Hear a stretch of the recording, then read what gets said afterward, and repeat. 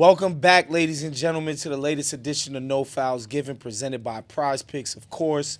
Download the PrizePicks app today and use the code NFG at sign out for a nice little promo for you guys. As always, we got a dope show for y'all. I'm joined by Paul Pierce, Danny Green. I'm Big Waz. Let's get right into it, man. And yo, man, I think 'tis the season for these power moves, and we need to just get right into our power move segment presented by Morgan and Morgan. We don't usually do this, but these are extraordinary circumstances, and James Harden made yet another power move. Can we? I feel like we should talk about after these other moves, though, because that's going to be like the end of. Well, we're going to talk about the most, right? Yes, this is the craziest. Let's do it. This is the craziest thing, but I like what Detroit did. Yeah. Even Cleveland before this trade, when they got Dennis Schroeder and Keon Ellis, I like that's a good move. But Detroit getting Kevin Huerter and Dario Saric, power move, bro. That's like Detroit needed shooting. They got a stretch four big, and you got Kevin Huerter. That's a power move. Sacramento, I don't know. DeAndre Hunter is a good pickup. I don't know what direction they're gonna go in though, but he's a good pickup. I guess Cleveland's under the cap. That seemed like just a salary dump. But yeah, I mean. But yeah, Sacramento needs to figure out what they want to do. Other moves, you said Boston getting Vucevic. Yeah, solid move. Like that move. Anything else? Anything else that stands out? Vooch he loves to shoot. He's making his threes now. Yeah. And taking them, which is a huge deal. I'm surprised. I'm not surprised. Anthony Simons is kind of redundant on their team. They got enough ball handling and shooting at the wing, so they're kind of good there. You want to talk about that Utah thing later, right? Yeah, we'll talk about that one later. But now some good moves going on. But obviously, the power move of the night is James Harden and Darius Garland. So yeah. So the Cavs and the Clippers they basically swap Darius Garland and James Harden for each other, as well as the Cavs sending a second-round pick over to Los Angeles in the process. Just to kind of set this up, Shams had reported already that James was angling for a trade, and we heard that they were engaging with the Cavs and involving Darius Garland. I know we mentioned this on the show, so James had a player option for next year for $42 million. However, partially guaranteed. Partially guaranteed. That's the key to it. Only $13 million was partially guaranteed, so they said he had anxiety about going into next year with only $13 million guaranteed. So he was trying to kind of pre-negotiate an extension and get some kind of agreement or acknowledgement from the Clippers, like either we're going to extend you, or when you do opt in, we're not going to waive you and just slice that $30 million off of our books. So fully guarantee that next year. Exactly. And the Clippers was like, nah, we're not going to fully guarantee you. The Cavs, we could get into what they were thinking. That's kind of crazy. Like, he's done enough to get the full guarantee, especially this year.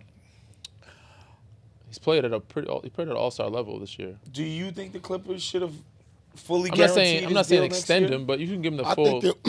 I'm not sure, but I don't think this was about next year.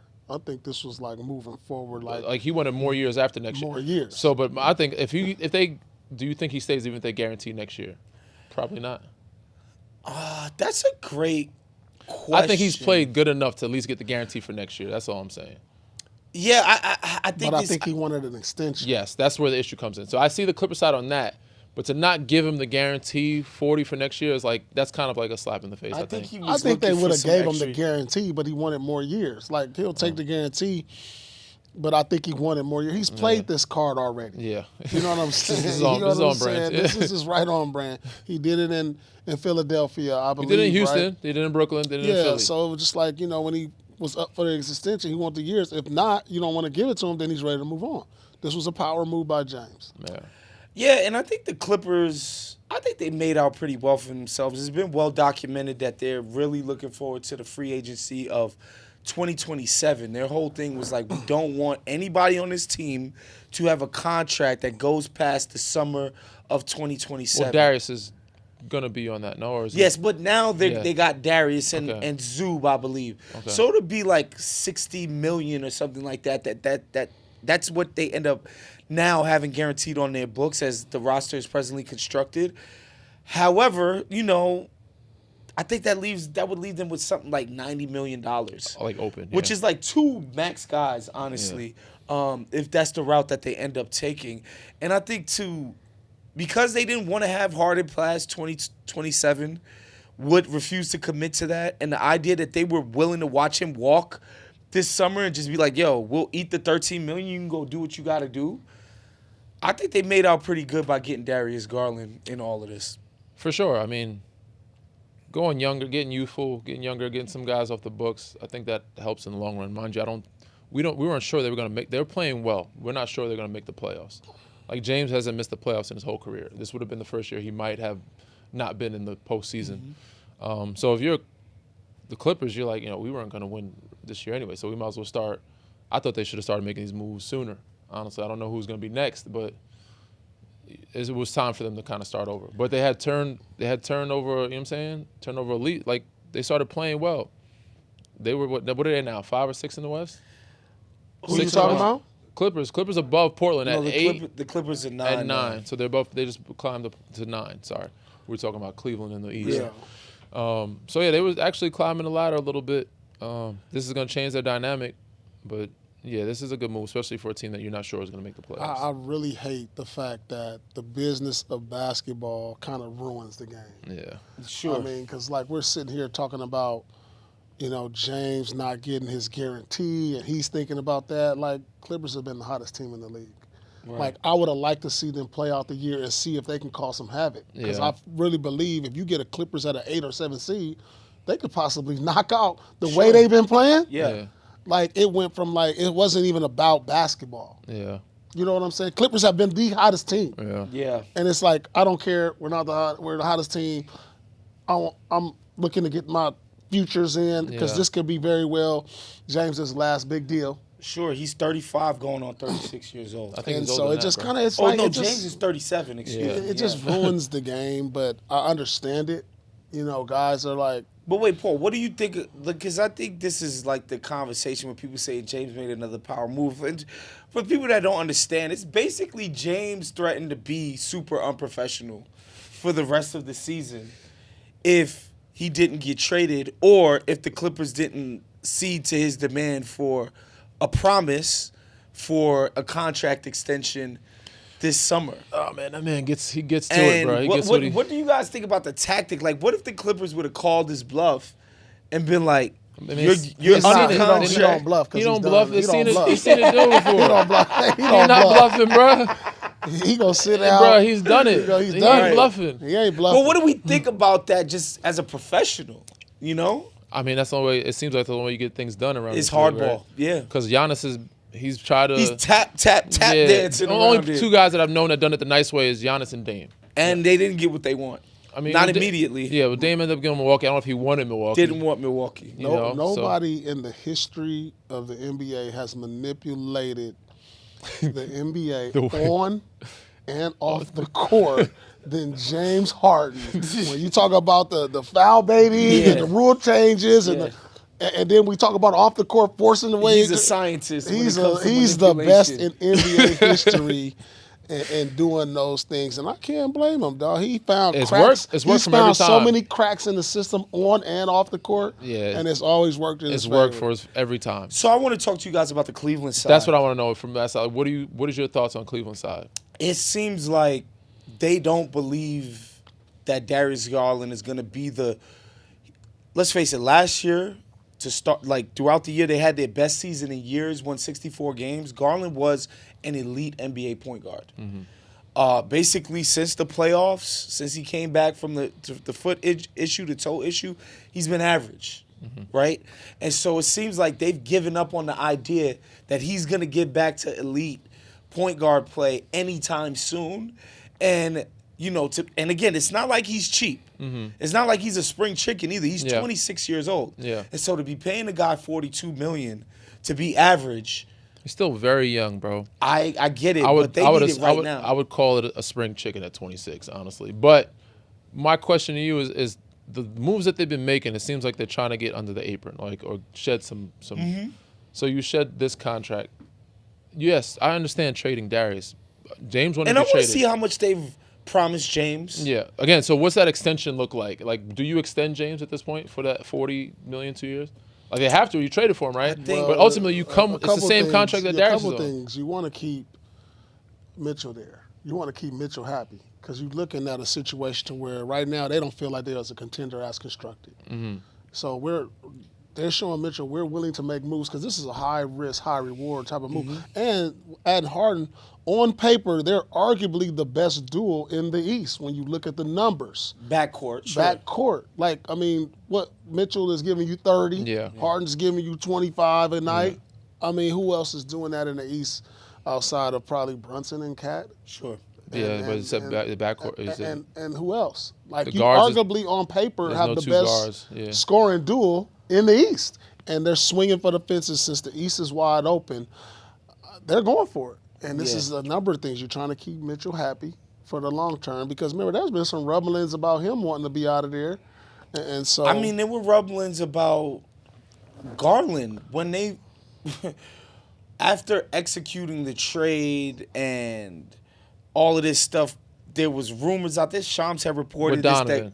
You talking about? Yeah, after getting Donovan, like decided that Garland would want to leave, would love to be on a different team because basically Donovan kind of plays his position. Yeah, there was a playoff series where everybody wanted out, wasn't it? Like Yeah. Evan Mobley, Garland. Like was it not last year? It was the year before. It was the year were before, and then exploring. they went from managing that, keeping everybody together, having a damn near franchise, bringing in Kenny wins, Atkinson.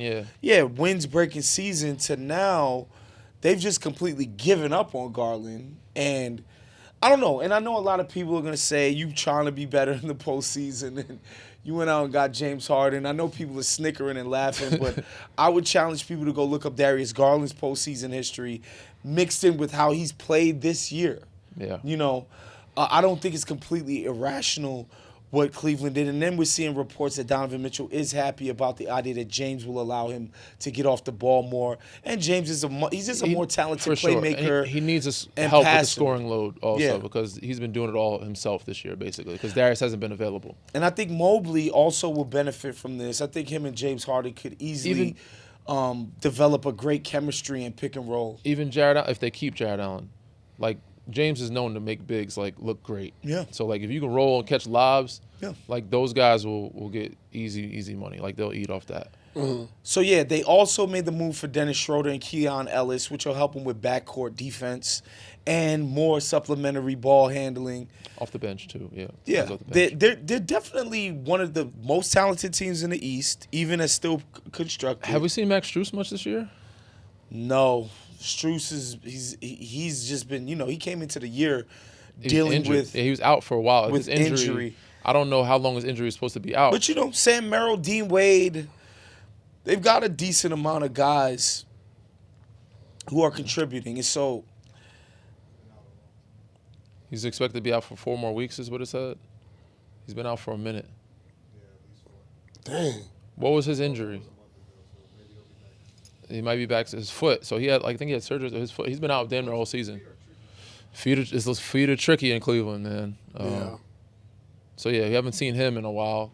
Again, I think that's what hurt their depth. They haven't had the same depth as last year. They had Ty Jerome last year off the bench. I think Schroeder and Keon Ellis adds that. for sure. How much better did they get? Give me like a percentage of that. Well, with the East is so open. Like I think they've gotten better, but not for like the bigger picture, long run. I think this is a win now situation. So they're probably like 20% better, which is pretty I think good. so. When you could, I would say like around there because. Again, just compare what James is doing this year to what Garland is giving them this year. Just availability. He just hasn't been that good even when Yeah. he played. And then, of course, he's missed a lot of games. And so I see the vision. I mean, I think it took some stones to actually do this. For sure. Again, I mean, I'm interested in what kind of extension you're going to give James and then what you're looking to do in the offseason. Because now they're talking about trying to get Giannis, trying to make moves to get him, or trying to get Bron in the offseason. Do you really think that's going to work? I think if you give James, basically, you only had 13 guaranteed next season, so we give you 35 and then 35 the next. So Like just 70 rip up the extension? just basically rip up the non-guaranteed and just make it 2 years, 70 mil. I think that's fair. They said he was looking for 80. Yeah. So I think that's pretty fair, Yeah. And again, if you're keeping all of these guys around and James is gonna be on the court, Yeah, he's available. he's always available. I don't think that's so bad. Yeah. Oh. How much better does Gucci make Boston? Ooh, that's a What do you big. think, That's Paul? a good pickup, man. Simons is balling this year too off the Yeah, bench. He's I like- balling. You know, it gives them depth Yeah. at the big spot, especially now that we know that the Celtics are going to be a playoff team. You know, I like Okita. And Yeah, Keita is nice. Okita Yeah. has been good, but when you add Vucevic, it gives them a legit, guy that they can push into the playoffs. So I really like the move. It really sort of gives them an inside threat, Yeah. a guy who's a veteran, who's been an all-star, who can take some pressure off Brown. Because like we just talked about, like who's been their second best player? Yeah. Like we go between Peyton Pritchard Derek and Derek White. Like Vucevic can legitimately be that guy, every night. And so I really like that move. It was a subtle move, but it was kind of like No, it's a power move, no, bro. I mean, it was like it didn't make headlines. Meaning To me, you it was know what I'm saying? Yeah, I'm with Like you. It the wasn't other like ones. because obviously James and Darius, No, but no, this they're is a not power gonna be. move. It's to not me. going to be like one of the first, second, or third topics talked about. Sure. For the next few days. But this is a move that the Celtics are saying, hey, we can make a deep run in the playoffs. Bro. And that's why they made this move, because when we looked at it, it was like, why would the Celtics make moves when we don't know who they're going to be? Now we see who they're going to be. They can come out of the East. Vooch he's a free agent after this year, right? This is his contract year, if I'm not mistaken. Are they going to extend him after this trade? Because to me, this is like, I mean, yo, it this is probably a, depends on how I he think plays. This we is got another- to see how he plays the rest of the year. And bruh. know. He's in the final year of his 3-year $60.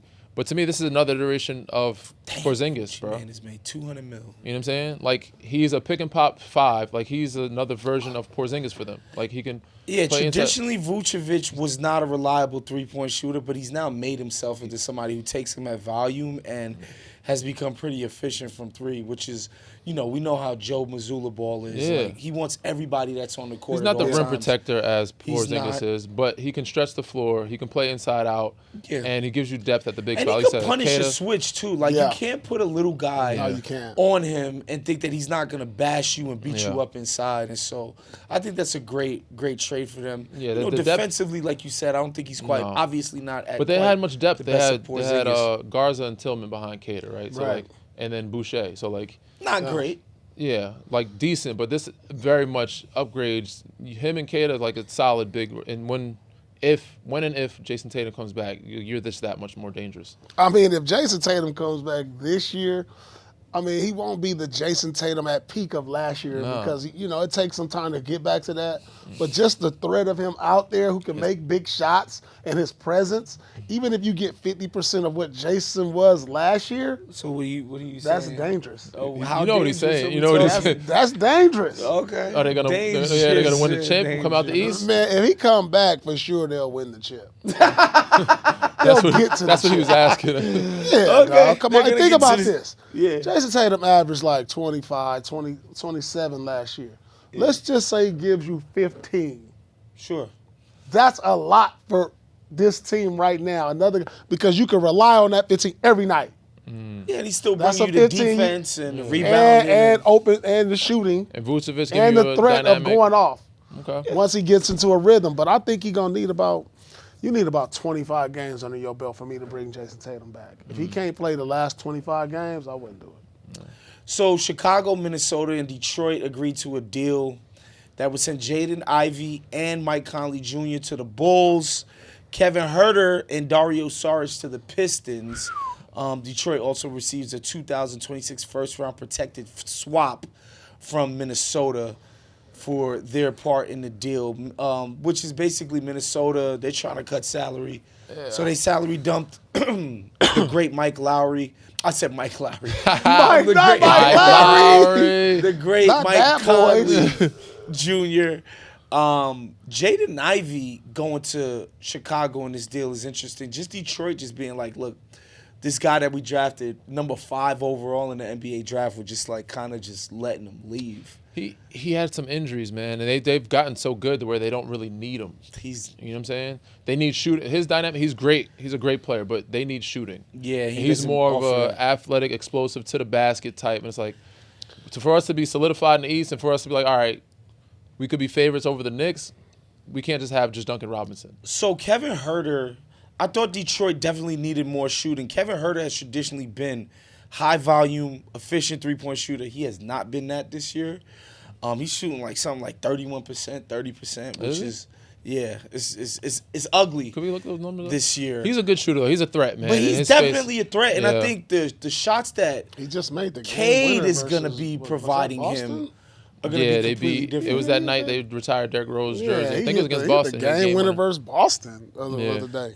Yeah, he's shooting 31.4% from three.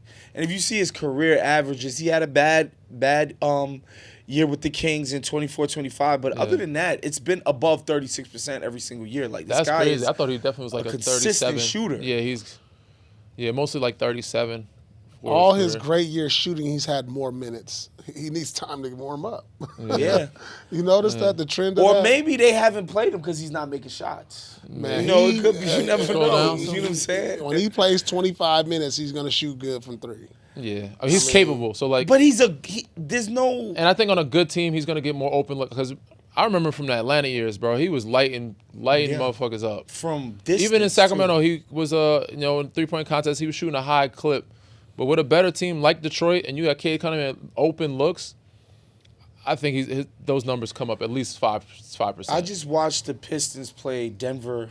They beat Denver, big win for the Pistons at home. And Denver just decided they're just going to collapse on Cade and dare the Pistons to beat them from deep.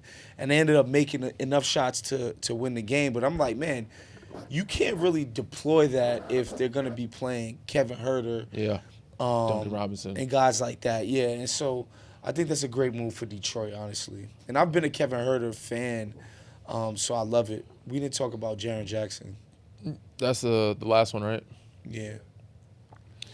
Yeah. Yeah, and the last trade we want to talk about just to close out the segment, the Grizzlies moved on from Jaren Jackson Jr. and John Conchar, Jacques Blondale, and Vince Williams Jr., sending them to the Utah Jazz for Walter Clayton Jr., Kyle Anderson, Taylor Hendricks, George Niang, and 3 future first-round picks. I think this signals, obviously, for Memphis that Rebuild. it's over. They got a lot of picks. Have you seen the lineup of picks they have?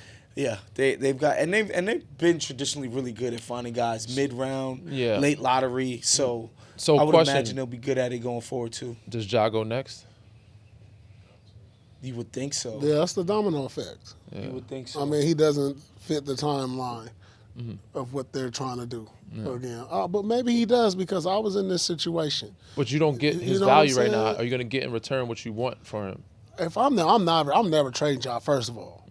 But like I just remember being in this situation, like in my 4th year, conference finals, playoffs. Then like by the time my 6th, 7th year, we rebuilding, and I'm like, I thought we was building towards something. That's what I seen with Ja now, but they was like, no, we're just gonna continue to build with you. And then 3 years later, we win a championship. So I could see them keeping Ja and just saying, look, this core wasn't good enough. We're gonna see if we can move these pieces around, take some of these first-round picks, and add a piece or two to get them back in contention. So I don't know.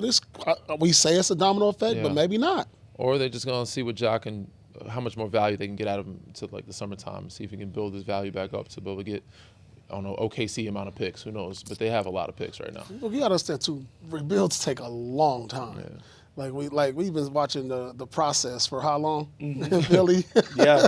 You know, it could be a decade. Detroit so took some like time. I'm holding on to Ja. He speeds up your rebuild. Yeah. How did you guys rebuild so quickly? Well, it wasn't a quick rebuild. Like we had my 6th year. I remember we lost like 19 games in a row, but we got into the lottery. Not my 6th year. So we was playoffs 4th, 5th, 6th year. Rebuild 7th year. 8th, 9th year we was getting better. Got some young pieces that were tradable. 9th year I was injured. We got back in. We was terrible. We had good young pieces. Al Jefferson, Rondo, Tony, Delonte West, Perkins. Nice young pieces. But then we were a lottery team, so we used the pick with some young pieces to go after Ray and KG. Yeah. And another thing that I find fascinating about this deal is just Utah they've decided that they're done with their rebuild, basically. I think the ownership put out some statements in the press before the season that the whole tanking, rebuild, we're done. We're ready to move to a new phase with the franchise, which I just think is fascinating because every single year since Ainge got over there, they basically never fully committed. The teams were kind of too good. Then at the trade deadline, they would strip them off for parts. And then the Laurie Markkinen thing, he never really fit a rebuild because he was a freaking all-star caliber player on a team that was obviously trying to rebuild. But now it just seems like they're like, look, we got Keontae George. We got our rookie that we drafted last summer. We like them. We love Laurie. We love Kessler. We're ready to basically start trying to be a real team now. And they got some nice young pieces. Use a bunch of assets to get an you. all-star player, a defensive player of the year guy. Like this guy's I like what they got NBA too. star. So with Keontae George, Jaren Jackson Jr., and Laurie Mark, that's a good core right there. And then you see Isaiah Collier getting 17 and 22 assists tonight. Collier getting to it. So they have some good pieces over there, man. I like what they got. And these kids that they got from Memphis are good too. Like Vince Williams, he's a solid. Yeah. Could be a solid 3-and-D guy if you develop him. Jock Londell's a good backup big. You know what I'm saying? Conchar a solid piece. These are some solid pieces they got from Memphis in return as well. So I always love when NBA trade timing works out like this because the Cavs are about to play the Clippers in 2 days, one day. Yeah, they play each other tomorrow. So they're all in LA right now. I don't think they need to leave. James just went over to the other hotel. Yeah, James don't even got to get on the plane to Cleveland. Go to the other side of the court. Just Zoom with your new teammates. just do a group Zoom. Just walk into the hotel room and just go chop it up. Keep it pushing. Yeah. So Donovan Mitchell, you think he's gonna score? Yeah, he has to. James ain't playing right away. I think they're both gonna sit out the first game or two until everything clears. I think so. Because they got to do the physical. They got to do all of that stuff just in case the Clippers aren't hiding some catastrophic James situation. I got Don for more of 29.5. I think he's gonna go off here in LA. Plays well in the big cities. Man, I wonder how the Clippers respond to this move. I think Kawhi's going to respond. So I don't know about the rest of them. It's going to be tough because it's a different dynamic. Not playing with James because he is the system. He's a lot of what they do. And Garland, they traded for a guy who's already hurt. Yeah, he's not available. So he's not going to be available. So you're losing your But even if he was available, he wasn't going to be these guys aren't playing. Yeah, for sure. Don is used to not playing with Darius right now or that second guy. So Clippers are not used to playing with James that as you seen the other night. I don't know who they lost to. They got punched by somebody. But they lost the other night before the news came out. So it's going to be tougher for them to kind of regroup than it is for Cleveland to regroup. Yeah, and the Clippers, it's interesting, man, because once they decided that they weren't going to pay Paul George. They lost to Philly. And they were just like, look, we're moving in a new direction. We're signed. If you don't think 3 years is good enough for you in terms of guaranteed max money, move on with your life then. Yeah. And they've now done the same with James. It's just, I wonder what that feels like as a guy that's in that locker room to know your team is kind of just like, this era doesn't really, we're done with this era. No, we packed it up on this era. Yeah, I mean, the thing that don't get talked about is when there's a major trade on your team, the how's the heartbeat of the team? You know what I'm saying? Because, it can take the air out of your locker room, and that next game, you just damn, my dog is gone. Yeah, my dog is gone. And it's hard to play. Yeah. Or it can bring excitement, okay, we got something new. It's on. Mm-hmm. People don't never talk about that because I done been on both sides of damn, we traded old boy. It's you don't you going through so many mixes of emotion because not only you lost a good teammate, you lost a good friend, and then you looking around and you looking at the locker room. Pass it to you. Yeah, it's a lot of things, man. I can see Kawhi, man, kind of. It lasts maybe a day or two, but it's something. Something happens with your emotion and the heartbeat that day. Got you. You know what I'm saying? So it's sometimes hard to play on trade day or that next game. Got you. And so, or it can go the other way. But I don't think Kawhi feels emotion. Yeah, he's Terminator. I like more than 26 and a half. Like, I just think he goes Terminator mode. Predator Yeah, mode. I run Kawhi out. I mean, he Yeah. has to. So James is not out there. Buckets. He's got Just to give me the score. rock. Get out my way. I'm going for more Buckets. for Kawhi as well. More than 26 and a half. I think guys like Zoo. Damn. Again, him It's and gonna James affect had a him. Yeah, great it's gonna affect chemistry him. in pick and roll. Yeah, that's gonna affect Zoo, but So, it's gonna yeah. affect Kawhi in that first game too, because James took pressure off of him Yes. with his scoring. So now The you ball can really handling. lock in on Kawhi with the scouting report.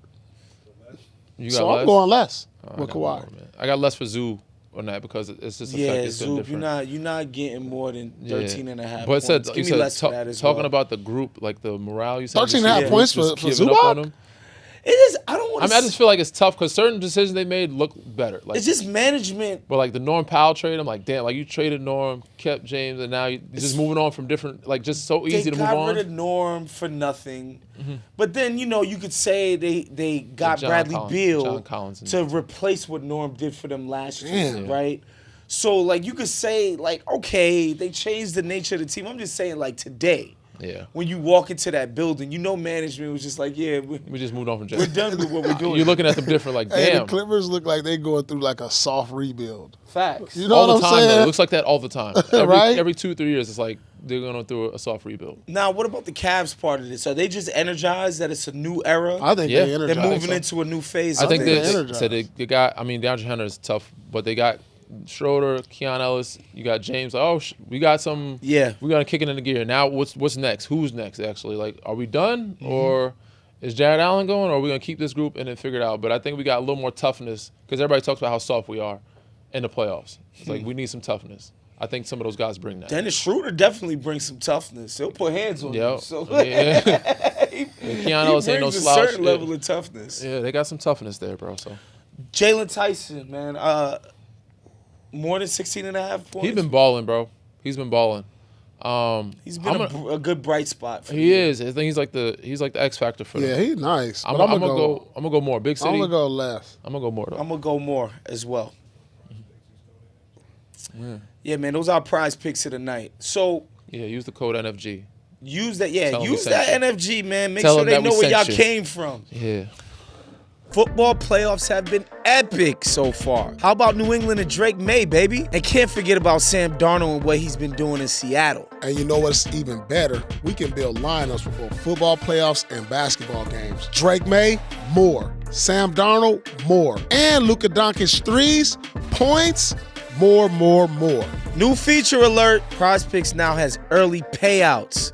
If your player gets off to a hot start, you now have the option to cash out those winnings before the game even finishes. It's go time. And you can find your community on PrizePicks. With the new social feeds feature, you can share your PrizePicks with your friends and copy lineups from winners with a single click. Copy lineups you like or use them as inspiration for your own picks. You can even follow PrizePicks partners like us and tailor fade our picks with just one click. PrizePicks is so simple to play. Just download the PrizePick apps today and use code NFG to get $50 in lineups after you play your first $5 lineup.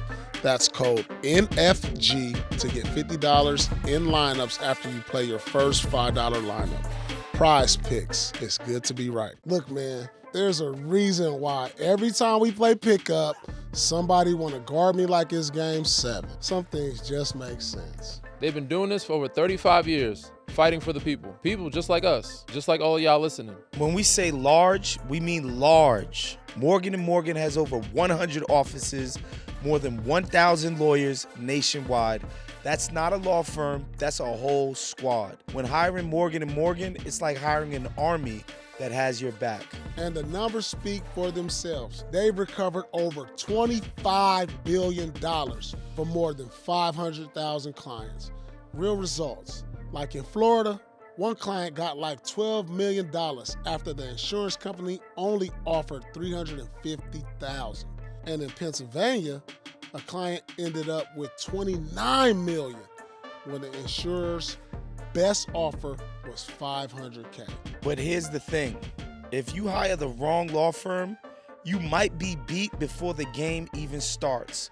All law firms are not the same. And there's a reason Morgan & Morgan is America's largest injury law firm. If you're ever injured, you can check out Morgan & Morgan. Their fee is free unless they win. For more information, go to forthepeople.com/NFG. That's forthepeople.com/NFG. Or you can dial pound LAW, that's pound 529 from your cell. This is a paid advertisement.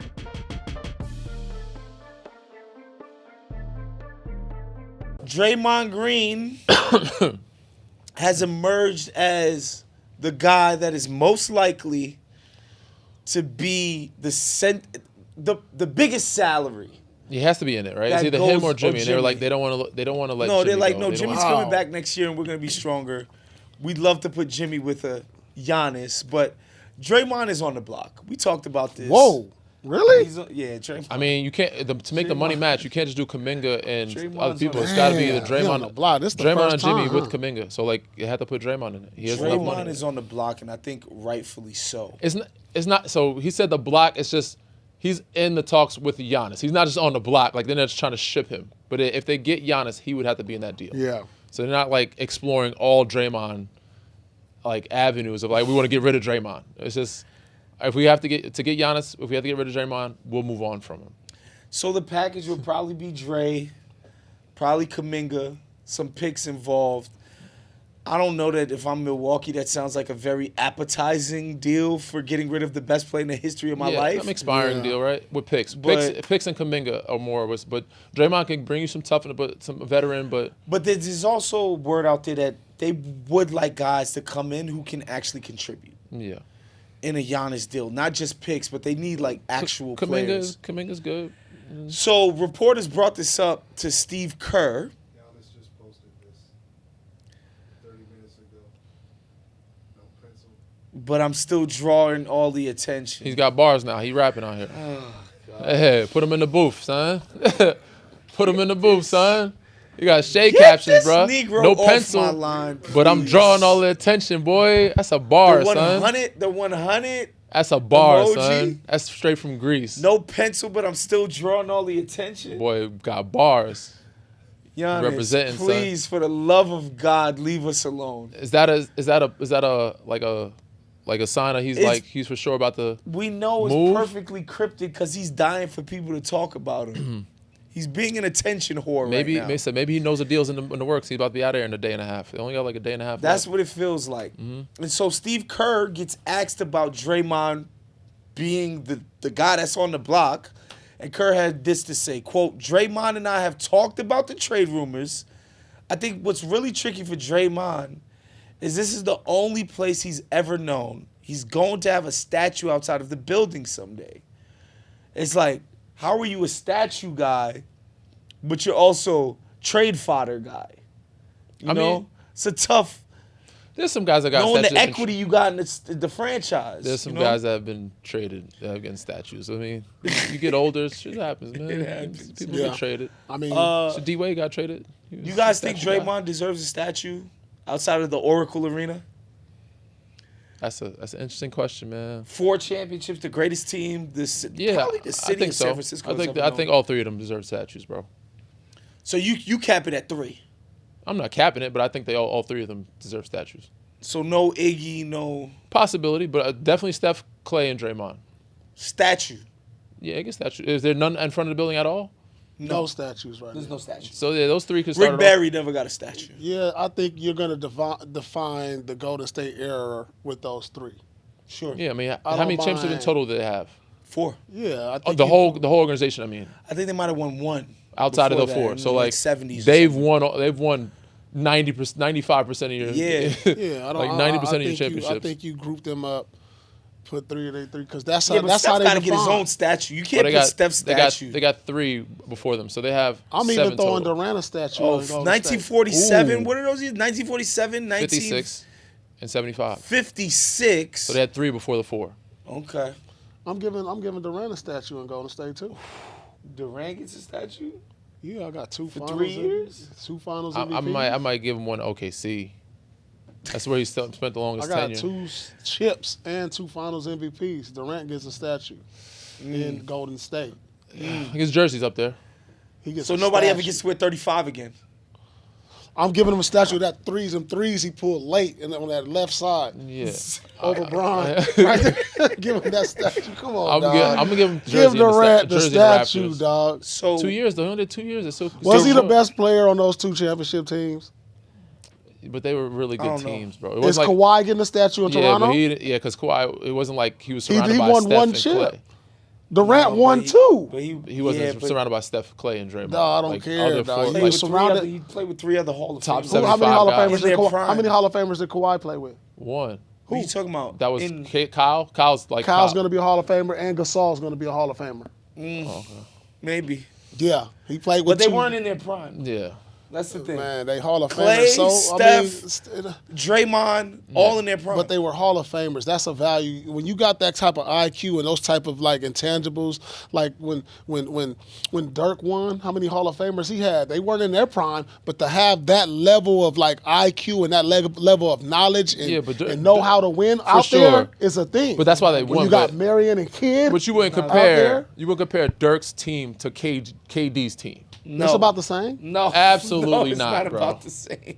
Absolutely Old not. Kid, In you had old favor, bro. Kid. Yeah, it's not Steph, Dog, Clay, Kid and could Dray. barely walk, bro. That's what I'm saying, because That's they're not- we're that's what I'm trying saying, to they're not the say. same It's team. not comparable. Like KD had a really they good basically young broke prime up that team. team. They thought No, it was no, so I was comparing trash. that to Toronto's team. Oh, Toronto I was was a comparing- dope team. Yeah, so Dirk Yeah. and Kawhi is comparable. That's what I was comparing. Yeah, them those to. two are Oh, more I comparable. thought you were trying to Because it's compare really KD. they were the No. main guy with some Right. really, you know what I'm saying? But KD had KD gets a statue. 9 Golden State. Golden I think State. in OKC. He did 10 years there. He gets one. 3 years, you joined a team that won a championship already, 73 and If 9. KD don't go to that team, I'm not sure they beat Cleveland. I'm not sure they beat Cleveland either, but That's it's just what I'm saying. You're not foundational. Nah, you You're didn't not a build it. foundational You warrior. didn't build it. Well, Kawhi You wasn't was a the- foundational Toronto Raptor. Nah, he came and put the paint on the house. He But didn't like. again, he was the That's not foundation of that statue championship. worthy. It's that his resume is statue worthy, but it's So not for if that Shaq team. don't get a statue in Miami, Probably. I'm giving Shaq a statue in Miami. I probably do for the first championship ever. Yeah, maybe. That's But again, equivalent. that- KD's championship is not the first championship. Actually, I ever. don't know. I'll give statue LA Shaq, but how many years he did in Miami?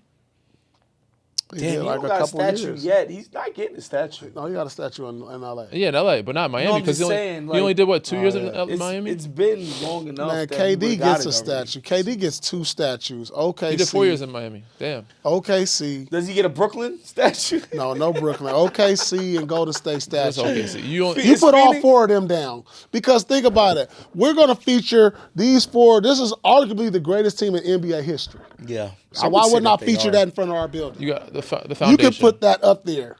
Greatest team in KD NBA was a history. visitor though, bro. He only did 2 years. Don't matter. That team did with 3 KD, you can match that team up with any team in history of the game. Then he did 3 years. Okay. Maybe you should memorialize that. That's- They you had the should greatest memorialize- team in the That's why history there's of a the banner game. up there That's with all the probably names on the there. greatest team in the history I of would the say game. that they are. Jersey. Like, Yeah, dog. That sure. team, I don't that think 2 for For years. sure, but that's why they have banners and they have jerseys. I'm and putting all Raptors. 4 of them out Not there. everybody needs a statue. You can get a jersey. Yeah. Statue that up. All right. Because Draymond. Anyway, Draymond deserves a statue. So does Clay and Steph in front And of that so building. does KD. Put all 4 I of don't them know up. if I'll go with that one. I don't know if I'll do. Definitely, KD deserves a statue for sure. I just don't think. I don't know about That's Golden crazy. State. So let's stand on business really quickly, fellas.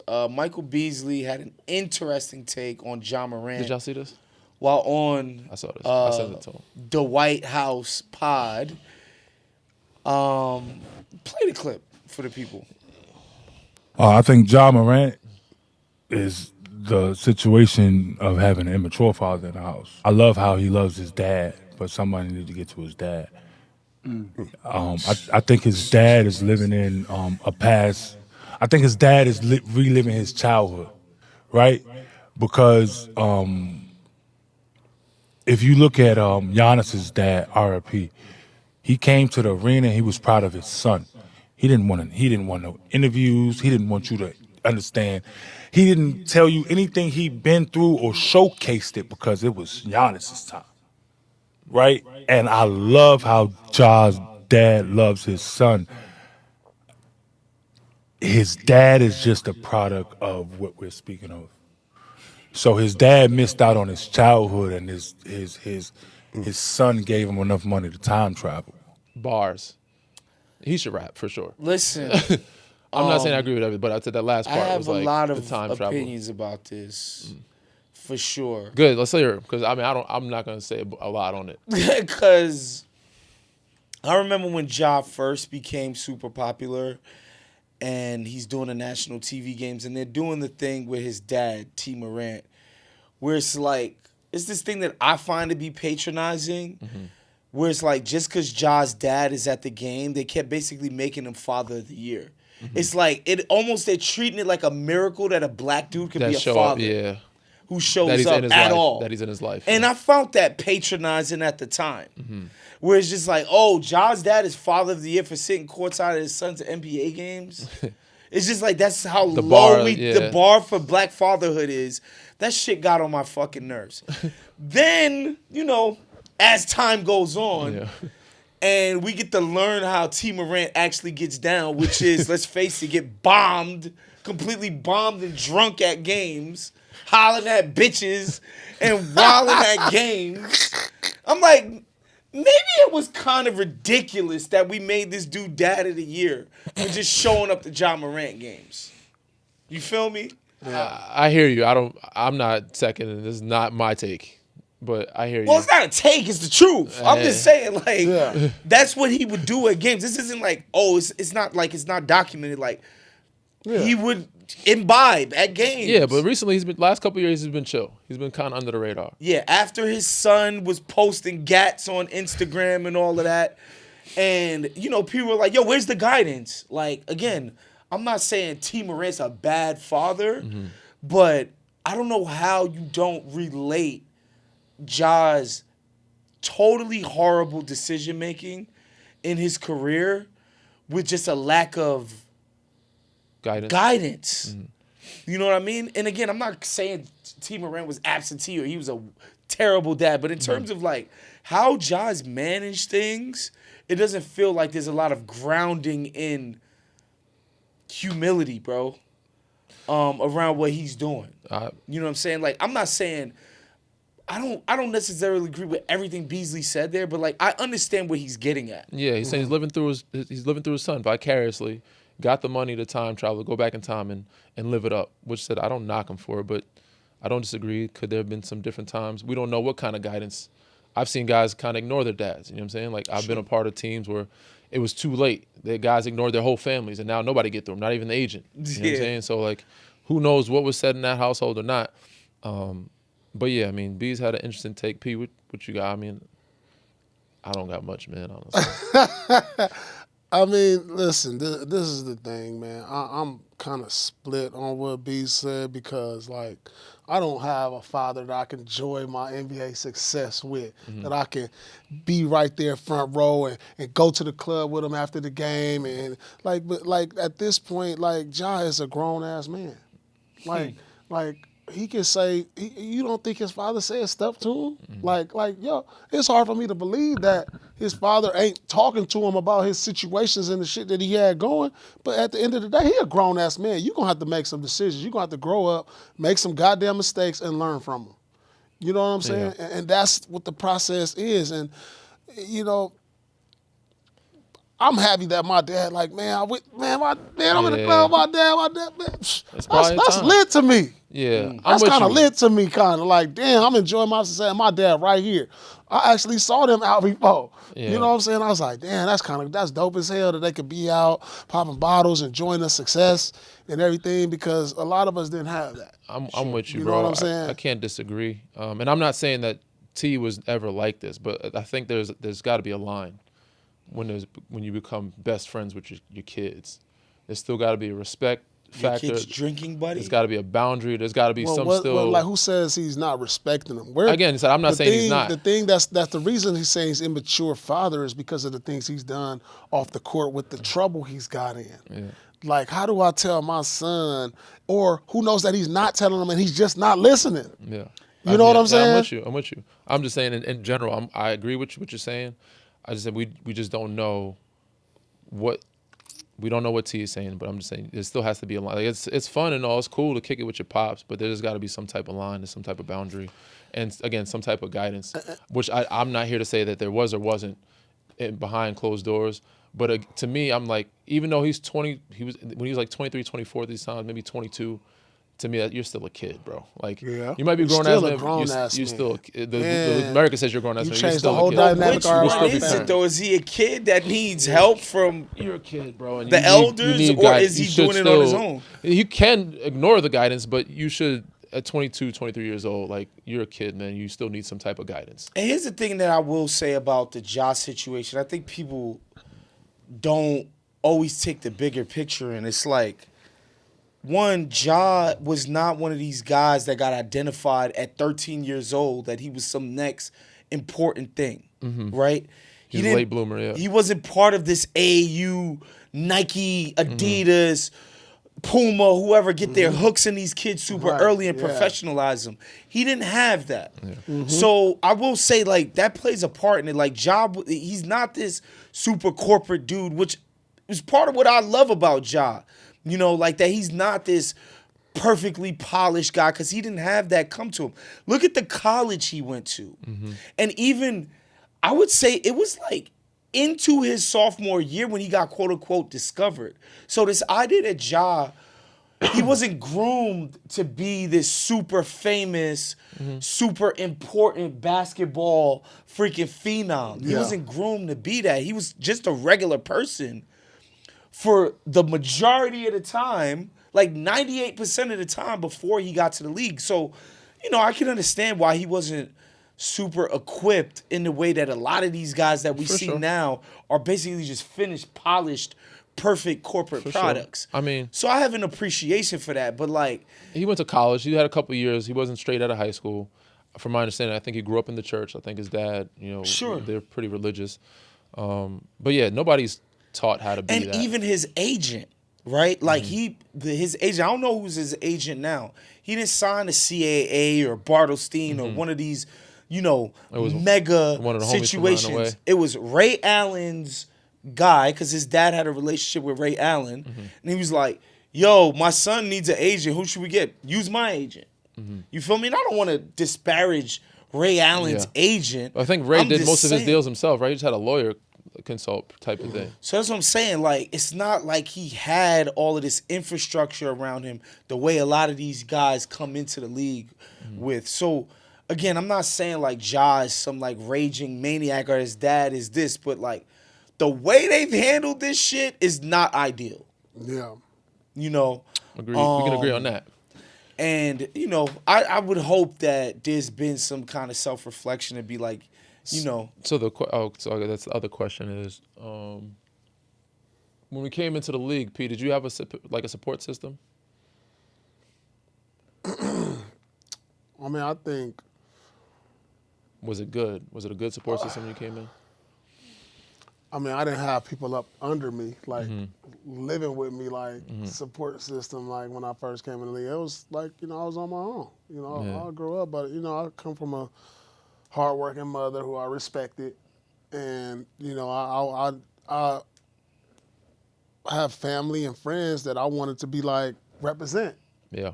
So what I did was a reflection on all of them, and so I did the best of my ability to just try to stay out of negative press. I never really got into any major trouble while I was in the league, anything like that. But I think you have people, I have mentors or coaches and people I can talk to all the time that when things, seem like they weren't right, you can talk to. For sure.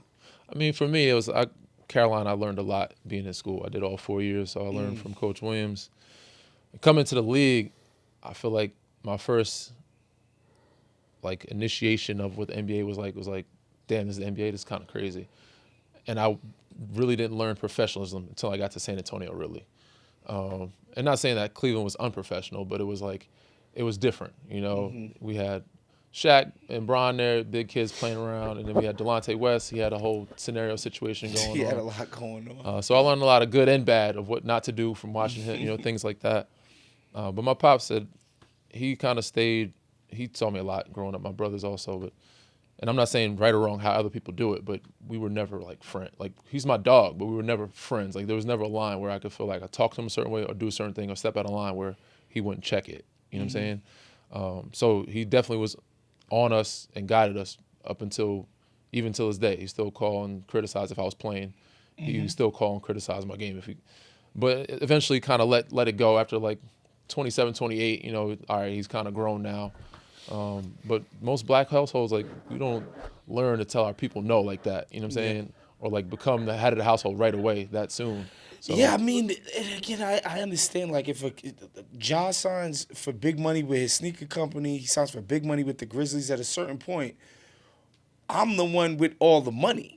So, like, I'm the one who makes the choices. Decisions, You know? At the same time, though, like, Danny, like, could you see your dad showing up to a game, sitting courtside, getting into it with players? I'm not saying it's right or wrong, being but completely dad, cooked, public intoxication. No, he wouldn't do that. And if, I don't know what age, but if he did do that, I would let him know, like, yo, I'm not, like, that's my person. I don't want to be in the spotlight. Yeah. Man, to be honest with you, like, most young star player support system is their teammates. Yeah. And coaches. And the problem with the NBA today is they don't have those veterans on these teams with those stars. And that's what they need. Yeah. Like, you should have an OG out there. At least two, right? Like a couple of them on like a Mike Conley on the Memphis Grizzlies. Yeah. Like bringing them back a couple years ago. They brought in D Rose, but they brought in a couple people different times. But they only there for a short period of time. Yeah. You know what I'm saying? Like, having vets really do matter. Like, because, like, the vets will keep you in line, be like, hey, young fella, that ain't it. Yeah. You know what I'm saying? When you got them vets, that's really makes a difference on young stars when they start getting famous and getting the money, and the vet that's been there for like 12, 13 years to be in that locker room like, come on, man, straighten up, tighten up. You blowing it. Yeah. You know what I'm saying? And I think that's important, and that's what I see that's not in the game right now. For sure. No, my only thing, again, my last thing about Jock is, again, I'm a fan of the guy. Like, I still believe in this guy's talent and what he could achieve. It just felt like for a while, like he just wanted so bad to not be famous. Or like, famous in a different way. Famous for the meaning like he wants to comport himself like a regular person can. Okay. You know what I mean? Like, because realistically, if you're not in the NBA, you can do a lot of and you things. post your legal firearm that you have a license or permit for on Instagram, so what? No harm, no foul. You didn't do nothing to nobody. If you want to go to some pool hall or some strip club in Memphis and give a chick $200 and keep it pushing with your life, it was like 50, nobody 000. cares. That picture was a lot of money. Yeah, it was a lot. But like, nobody cares, right? But like, I think Josh it felt like he was yearning to live his life as if he wasn't a NBA megastar. And I just hope he's come to grips with like what it means to be Ja Morant these days, and that, you know, he can move past the lulls right now and get back to the heights that he was ascending to. Next couple of days, hopefully, if he's still in Memphis, like, they'll have a new group that figure some things out. We'll see what happens. All right, folks, that's our show for today. Make sure you subscribe to the YouTube page if you're watching this on YouTube. Like the video, hit the notification bell. If you're listening to the audio version of this on Spotify, Apple Podcasts, Amazon, you name it, leave us a review, give us 5 stars. We really appreciate that. Helps us with the algorithm. We'll see you guys next time. Peace out, y'all. Peace. This has been a Playmaker production.